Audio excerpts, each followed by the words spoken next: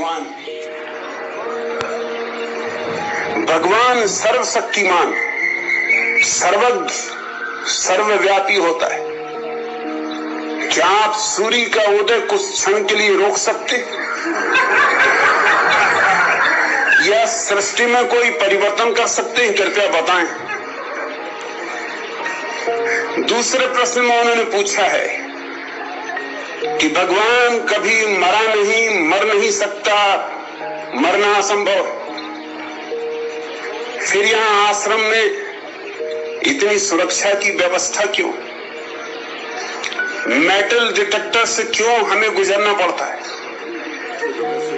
तीसरा प्रश्न पूछा है, क्या आपके भीतर मुझे पूजा की आकांक्षा मालूम पड़ती? क्या आप चाहते हैं लोग आपको पूजे? अगर यह आकांक्षा नहीं है आपके भीतर, तो माला पर आपका चित्र क्यों लगाया गया है?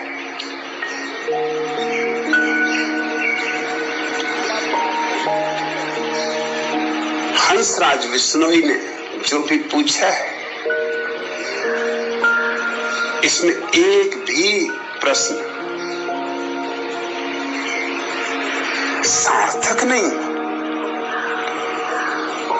मगर बंधी हुई धारणाएं हैं भीतर। उन्हीं बंधी हुई धारणाओं से प्रश्न उठने शुरू होते, मगर वो पूछ के अब फंस गए।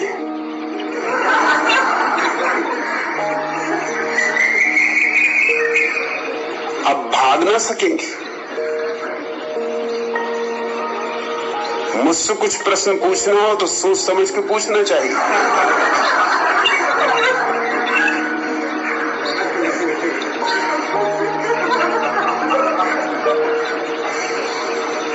हंसराज विश्नोई, तुम्हें कैसे पता चला कि भगवान सर्वशक्तिमान है, सर्वज्ञ, सर्वव्यापी? कहीं मुलाकात हुई?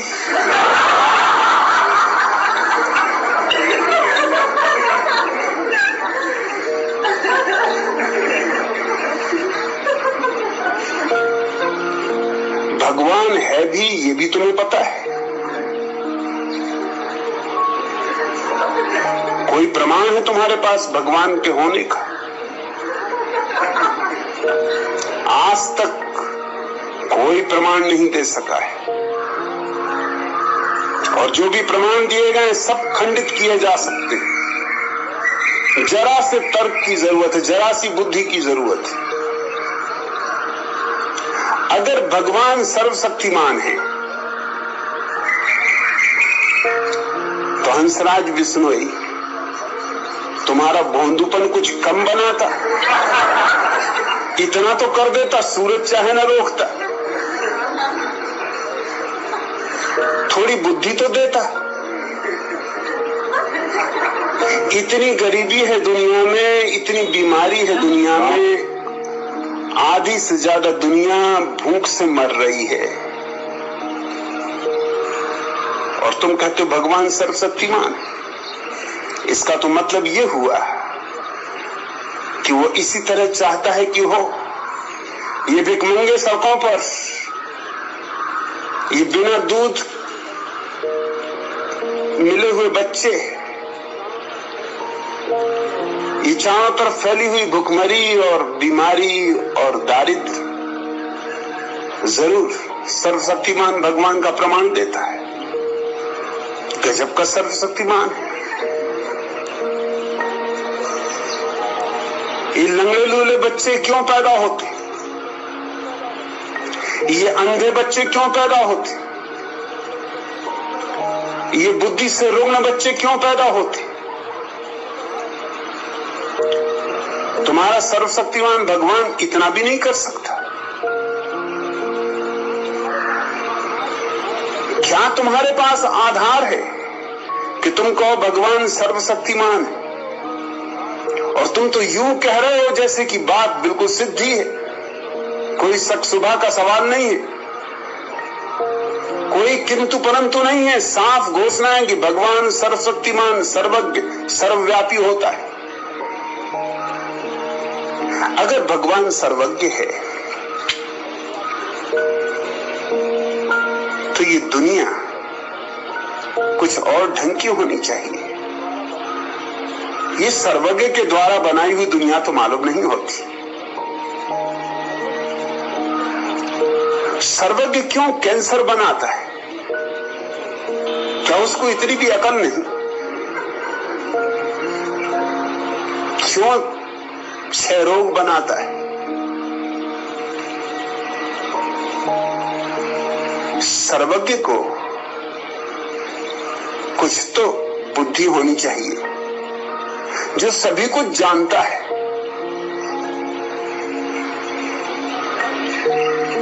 जिससे कुछ भी छिपा नहीं।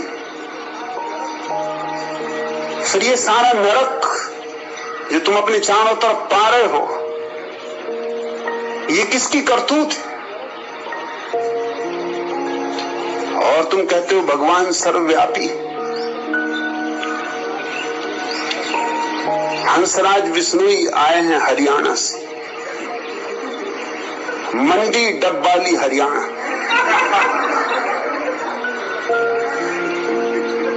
मतलब हरियाणा में भी है, मंडी डब्बाली में भी है।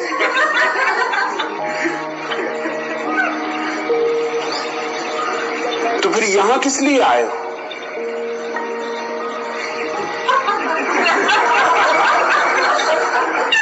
वही मुलाकात ले लेते।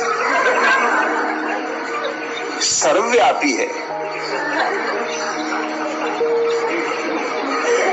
जहां चाहते वहीं चर्चा हो जाती। मगर इस तरह की बातें हम पकड़ के बैठ जाते, बिना सोचे, बिना विचारे, बिना खोजे। और फिर इस तरह की बातों को हम दूसरों पर आरोपित करने लगते। मैं तुमसे स्पष्ट कहना चाहता हूं कि मैं कोई सर्वशक्तिमान नहीं। तुम तो कह रहे हो कि आप सूरज को कुछ क्षण के लिए रोक सकते हैं, मैं इस बिजली के पंखे को भी नहीं रोक सकता।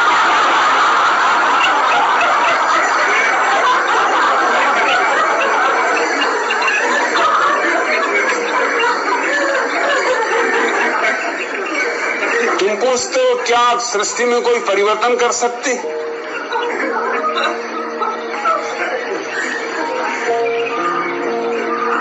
क्या परिवर्तन करवाने का इरादा है?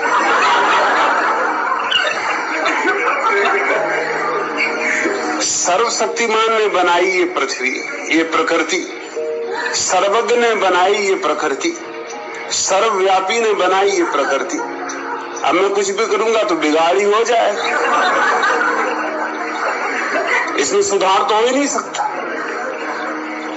अब सर्वज्ञ से और ज्यादा सर्वज्ञ तो कोई कैसे होगा?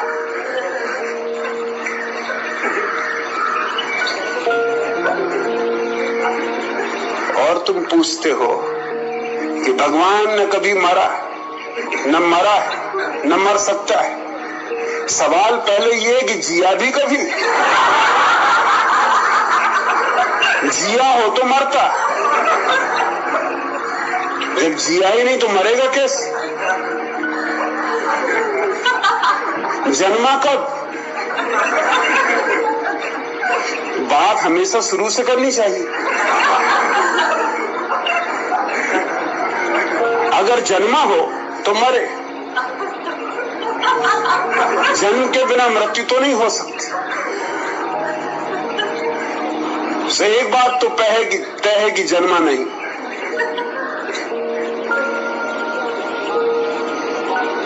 जिया नहीं, मरेगा क्या खाक? मरना भी चाहे तो नहीं मर सकता। मरने के लिए होना चाहिए।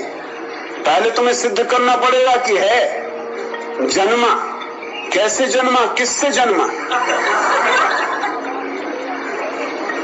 कौन माँ बाप है तुम्हारे भगवान के? और तब तो बड़ा लंबा सिलसिला शुरू हो जाएगा। फिर उनके माँ बाप होंगे, फिर उनके माँ बाप होंगे। मगर इस तरह की मूर्खतापूर्ण बातों को लोग समझते हैं धार्मिक विचार। और तुम मुझसे ये पूछ रहे हो, लेकिन यही बात तुमने कृष्ण से पूछी, राम से पूछी, बुद्ध से पूछी, महावीर से पूछी, तुम कृष्ण को भगवान कहते हो, कृष्ण मरे या नहीं? तुम बुद्ध को भगवान कहते हो, बुद्ध मरे या नहीं? तुम राम को भगवान कहते हो, राम मरे या नहीं? मेरे संबंध में तो कुछ अलग नियम बनाना चाहते हो। मैं भी मरूंगा और मरने में मुझे कोई बुराई नहीं मालूम पड़ती।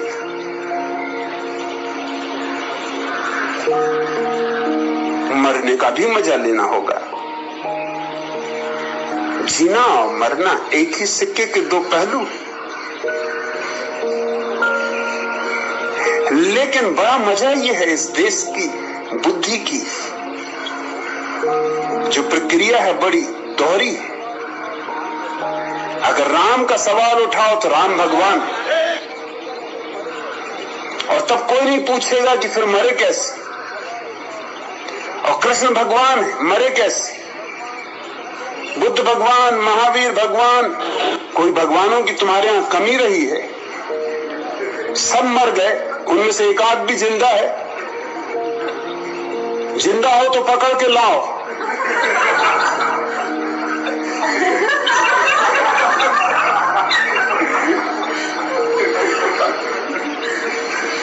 और तुम पूछते हो कि यहां सुरक्षा का इतना इंतजाम क्यों?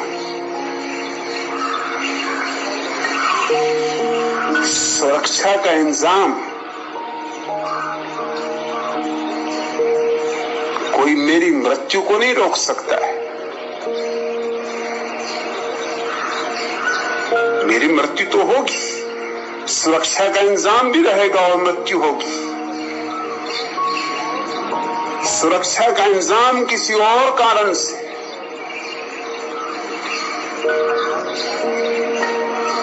मैं मरना भी चाहता हूं तो अपने ढंग से मरना चाहता हूं।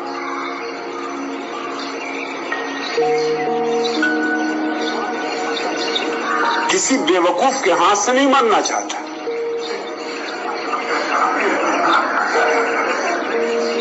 मेरा अपना जीवन का ढंग है, मेरे मरने का भी अपना ढंग होगा। जीता अपनी मौत से हूं, मरूंगा भी अपनी मौत से।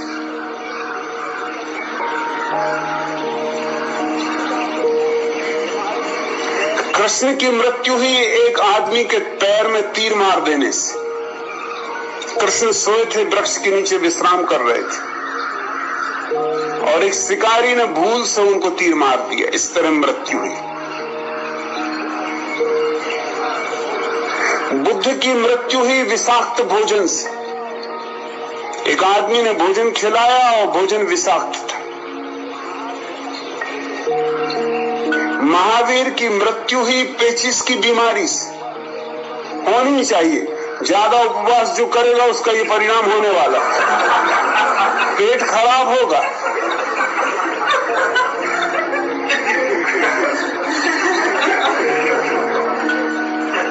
मुझे कम से कम इतना तो हक है कि मैं अपने ढंग से मरूं।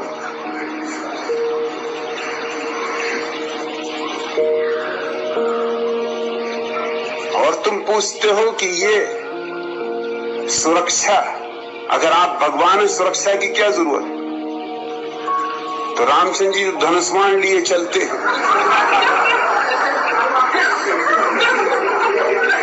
तुम क्या उनको कोई कोलभील समझे हुए हो कि गणतंत्र दिवस पे भाग लेने दिल्ली जा रहे हैं, कि वहां जुलूस निकलेगा?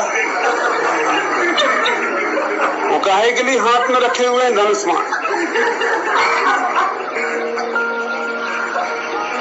मच्छर वगैरह को भगाने के लिए, खटमलों को मारने के लिए। तुम जो प्रश्न मुझसे पूछते हो पहले अपने भगवानों से पूछ लिया करो।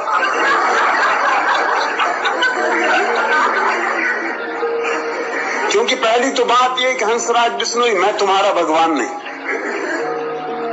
मुझसे तुम्हारा क्या नाता है, क्या लेना देना? तुम अपने भगवानों से पूछो कि आप धनुष्मान लिए क्यों घूम रहे? दिमाग खराब? और धनुष्मान साफ बता रहा है कि सुरक्षा का इंतजाम।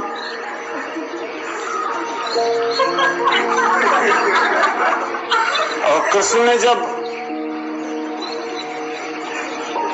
चक्र घुमाया तो वह क्या था? सुरक्षा इंतजाम नहीं था तो और क्या था?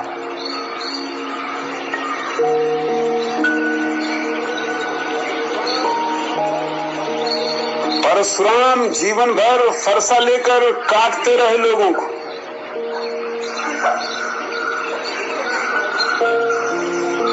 और फिर भी तुम उनको भगवान माने चले जाते।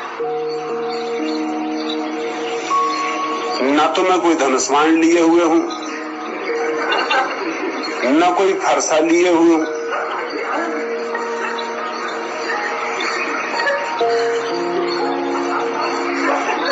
इसमें क्या अड़चन है कि यहां थोड़ा सुरक्षा का इंतजाम हो?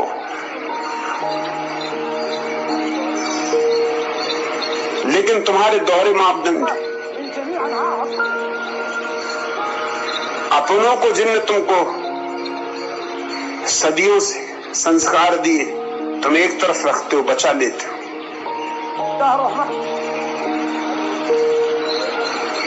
मुझ पे तुम्हारे प्रश्न उठते, मुझे कोई अड़चन नहीं है सुरक्षा के इंतजाम से, क्योंकि मैं नहीं मानता कि कोई इस तरह का भगवान है जिस तरह तुम्हारी धारणा है। भगवत्ता है, भगवान कोई भी नहीं।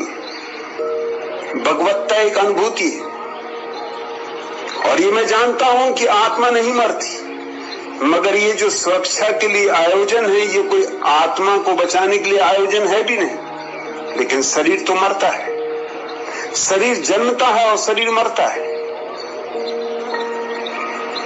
और कोई भी विचारशील व्यक्ति अपने शरीर का उतना उपयोग करना चाहेगा जितना कर सकता है।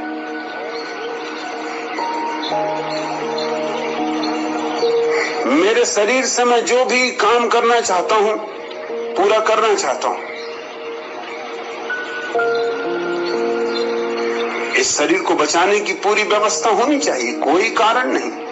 जो इसे प्रेम करते हैं वो बचाने की कोशिश करेंगे, जो चाहते हैं कि ये शरीर उनके काम और कुछ देर आ जाए वो इसे बचाने की कोशिश करेंगे। मैं मूर्खतापूर्ण बातों में भरोसा नहीं करता। अब तुमने पूछा है कि आपने कहा कि आप भगवान हैं। भगवान का मेरा अर्थ समझने की कोशिश करो। भगवान से मेरा मतलब ये नहीं है कि मैंने ये दुनिया बनाई।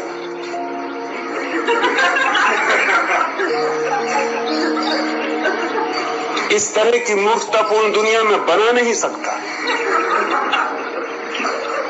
ये जिम्मा लेने को मैं राजी नहीं।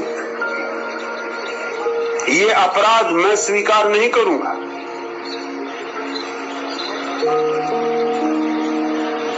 और मजा ये है कि तुम मुझसे पूछते हो, तुमने कृष्ण से नहीं पूछा, राम से नहीं पूछा। ये राम ने दुनिया बनाई, सूरज को रोक सकते थे और इनकी औरत को रावण भगा ले गए। गजब के सर्वशक्तिमान, बड़े सर्वज्ञ, बड़े सर्वव्यापी, अपनी औरत को भी न बचा सके और क्या खाक बचाएंगे।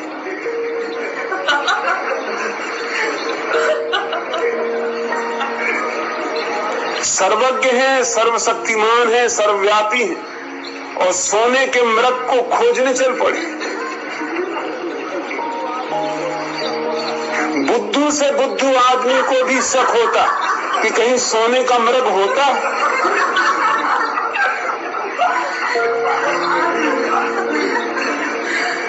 मगर तुम ये प्रश्न उनसे नहीं पूछोगे, क्योंकि उनको तुम मान के ही बैठे हुए हो, पूछने का सवाल ही नहीं उठता।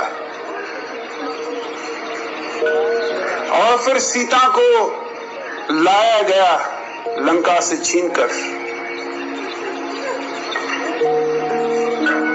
तो उसकी अग्नि परीक्षा ली गई। और ये सर्वज्ञ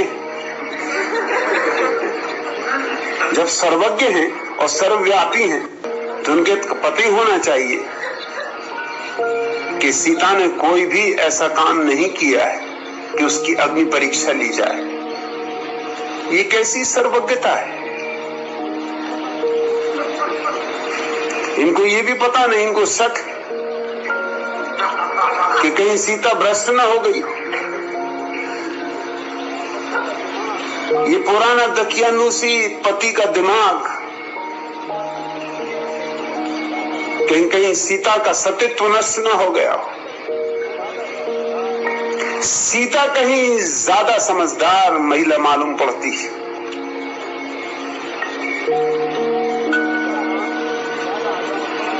उसने नहीं कहा राम से कि तुम भी आ जाओ, साथ ही साथ दोनों निकल जाएं आंख से, क्योंकि तुम भी इतनी देर अकेले रहे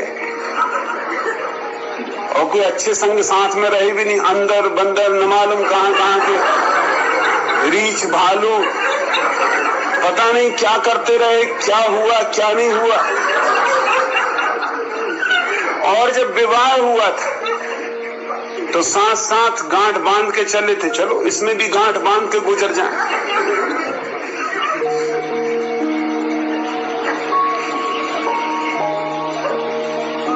ये सर्वज्ञ है।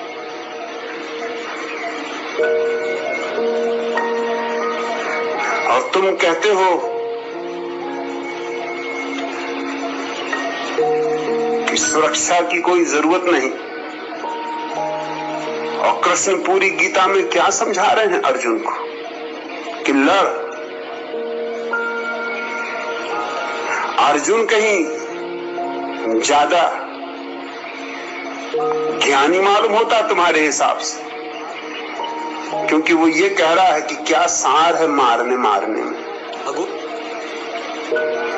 आत्मा तो हमारी है, अब नाहक इनके शरीरों को क्या मारना। मैं चला जंगल, मैं तो ध्यान करूंगा, समाधि साधूंगा, इसमें कुछ सार नहीं। और कृष्ण की पूरी गीता इसी बात का आयोजन है कि तू लड़, उठा गांडीव। कृष्ण को पता नहीं है कि आत्मा अमर है। कहते तो वो यही है कि न हन्यते हन्य माने शरीर है। शरीर मरता है, आत्मा नहीं मरती। मगर उस समय मतलब क्या निकाला है? उससे मतलब उन्होंने बहुत चालबाजी का निकाला है। चालबाजी का मतलब यह निकाला है कि मार, बेफिक्री से मार इनके शरीरों, क्योंकि आत्मा तो मरती ही नहीं, इसलिए कोई हानि होनी नहीं है, हिंसा कुछ होनी नहीं। कृष्ण ने जितनी हिंसा का प्रतिपादन किया दुनिया में किसी ने भी नहीं किया। Adolf Hitler, Genghis Khan, Taimur Lang, Nadir Shah सब फीके पड़ जाते, क्योंकि भला इन्होंने हिंसा की हो लेकिन हिंसा का समर्थन इनके भीतर नहीं। जानते तो ये है कि ये गलत कर रहे हैं। कृष्ण ने हिंसा करवाई और उसको एक दार्शनिक पूरा का पूरा आडंबर दिया। समझाया अर्जुन को यह कि मार बेफिक्री से, क्योंकि आत्मा मरती ही नहीं, मारने में हर्ज क्या है? ये तो मिट्टी के घड़े हैं, फोड़ दे, आत्मा दूसरे घरों में प्रवेश कर जाएगी।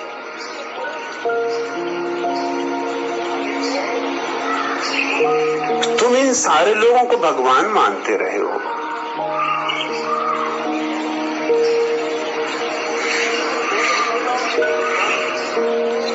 और मैं जब कहता हूं कि मैं भगवान हूं तो तुम्हें अड़चन खड़ी होती, और मेरे अर्थ को तुम सुनना भी नहीं चाहते, समझना भी नहीं चाहते। जब मैं कहता हूं मैं भगवान हूं तो मैं ये कह रहा हूं कि तुम भी भगवान हो। भगवत्ता हमारा स्वभाव है।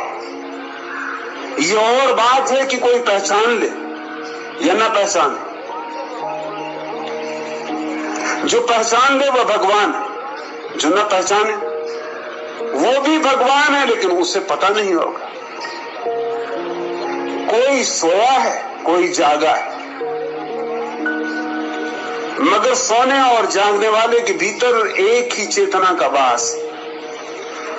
तो जब मैं कहता हूं मैं भगवान हूं तो मैं ये नहीं कह रहा हूं मैंने दुनिया बनाई, मैं ये भी नहीं कह रहा हूं जैसा कृष्ण कहते हैं कि जब जब धर्म की हानि होगी तब तब मैं आऊंगा और रक्षा करूंगा।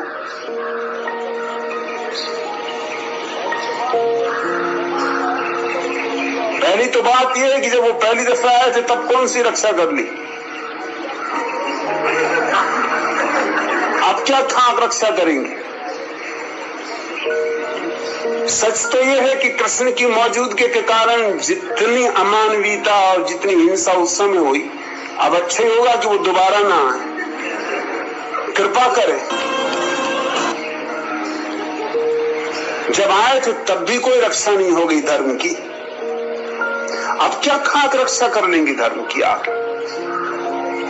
मैं कोई दावा नहीं करता धर्म की रक्षा का, और ना ही दावा करता हूं कि मैं कोई अवतार हूं। उधार बातें मुझे पसंद नहीं। मैं क्यों विष्णु का अवतार होऊंगा, विष्णु मेरे अवतार नहीं है, मैं उनका अवतार नहीं।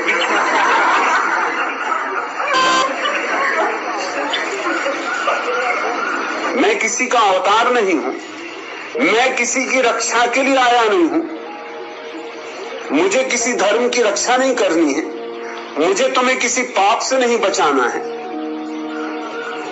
मैं आनंदित हूं, मैंने अपने को जाना, मैं आनंदित हूं, और मेरे आनंद का यह हिस्सा है कि तुम्हें भी मैं अपने आनंद से परिचित करा दूं। फिर तुम्हारी मौज है, तुम स्वीकार करो न करो, वह तुम्हारी मालकियत है।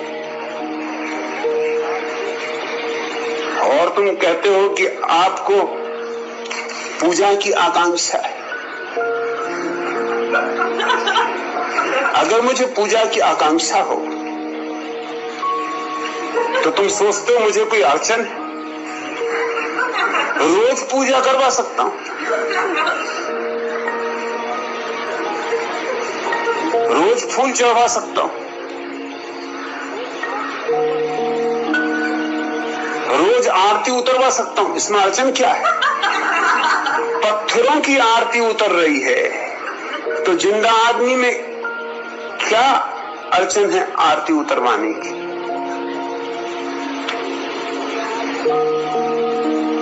वो जो मेरी माला है उसमें जो तस्वीर अटकाई हुई है वो सिर्फ भारतीय भोंदुओं को चौंकाने के लिए, और कुछ नहीं।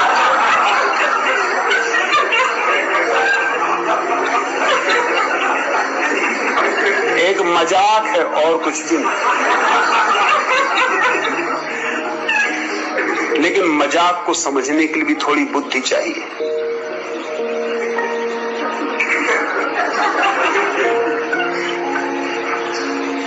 ना तो मैं किसी को कह रहा हूं कि मेरे पैर छुओ, ना मैं किसी को कह रहा हूं मेरी पूजा करो। मैं तो आता भी हूं तो मैं चाहता नहीं कि कोई उठ के खड़ा हो। शायद ये भारत में होने वाली पहली धर्म सभा होगी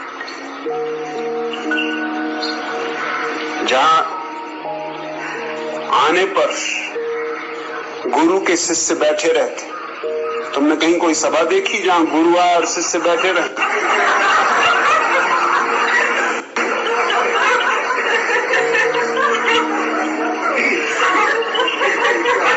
ये शायद पहली सभा होगी भारत के पूरे इतिहास में जहां गुरु हाथ जोड़ के तुम्हें नमस्कार करता है।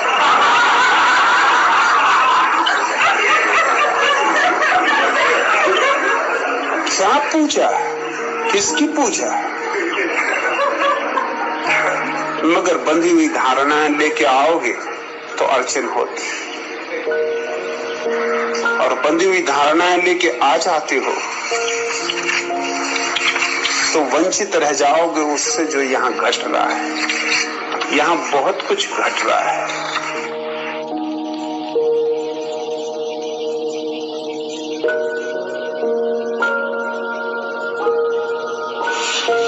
इस तरह की छोटी छोटी बातें हंसराज विश्वरी छोड़ो, कुछ समझने की कोशिश करो।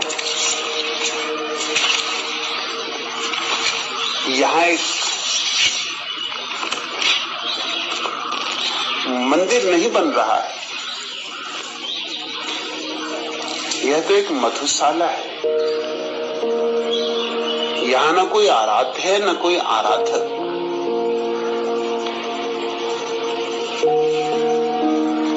ऋतुओं के आंगन में फिर शायद न लौटे।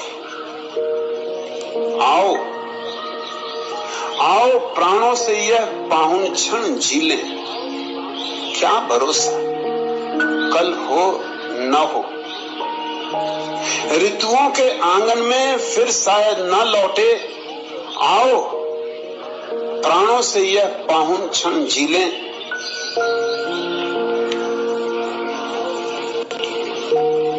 कल को झर जाने दें झरते पत्तों के संग। कल को झर जाने दें झरते पत्तों के संग। वासंती धूप अंजुरी भर भर। वासंती धूप अंजुरी भर भर कर पी लें। छाल पत्र छोड़ खुली नभ में चंपई बाहें। हम भी अंतस की एक सख्त परत छीलें। शब्द शर्कला घुलने दें पल के प्याले में। धीरे धीरे चुप्पी रस की चुस्की लें। शब्द शर्करा घुलने दें पल के प्याले में। धीरे धीरे चुप्पी रस की चुस्की लें। लो ऊपर उठ मंडराएं कुछ भूरे पतझरी पात। नीम से उतरी कुछ चकराती पीली चीलें। दहरी से तके पीपल को रोज फागुनी किशोरी। आंखों को चुभ चुभ जाएं कुछ नर्म कौपल कीलें। वर्जित खत बांच लिया छुपकर कुंवारी कलियों ने। टूटी जब वर्जन की सब सर्द मोहर सीलें। फागुनी हवा को दिल दे बैठा आम का छोरा। फिर काम न आई बूढ़े बरगद की तर्क दलीलें। पिछली शिखरों की पिघली शिखरों की बर्फ।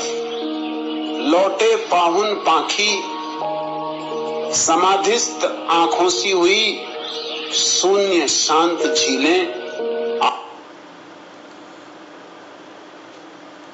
बहुत ही कंट्रोवर्शियल लगती है।